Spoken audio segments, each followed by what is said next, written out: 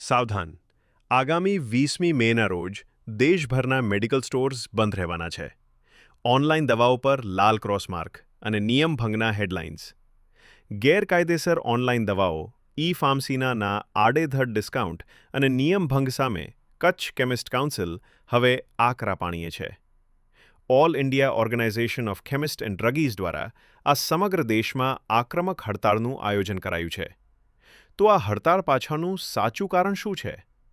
ચાલો જોઈએ આ વિડીયોમાં. મિતેશ ઠક્કર, કચ્છ કેમિસ્ટ કાઉન્સિલનો પ્રમુખ. આજે પત્રકાર પરિષદ જે અમે બોલાવી છે તે અમારી ઓલ ઇન્ડિયા સંસ્થા અને ગુજરાતની અમારી માતૃ સંસ્થા દ્વારા 20 મેના ઓલ ઇન્ડિયામાં કેમિસ્ટો બંધ પાડશે, 12.5 લાખ કેમિસ્ટો બંધ પાડશે, તેના સંદર્ભમાં માહિતી આપવા માટે આજની પત્રકાર પરિષદ બોલાવેલી છે. બંધ રાખવાનું કારણ નાના કેમિસ્ટોના હિત માટે તો ખરું જ, પણ સાથે સાથે જનતાનો આરોગ્ય સાથે પણ જે છેડા થઈ રહ્યા છે ઓનલાઈન ફાર્મસી દ્વારા, એટલે ઓનલાઈન ફાર્મસીને સદંતર બંધ કરવાની અમારી માંગણી માટે આ 20 તારીખે અમે ભારત બંધનું એલાન આપેલું છે.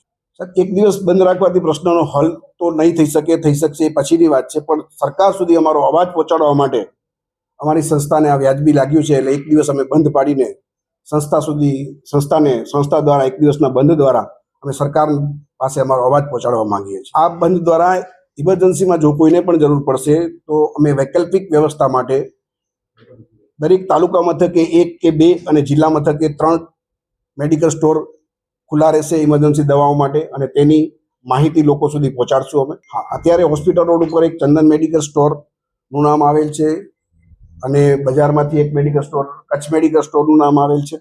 એવી રીતે જે નામ અમારા ફિક્સ થશે ફાઇનલ, એટલે અમે તમને એની જાણ કરશું.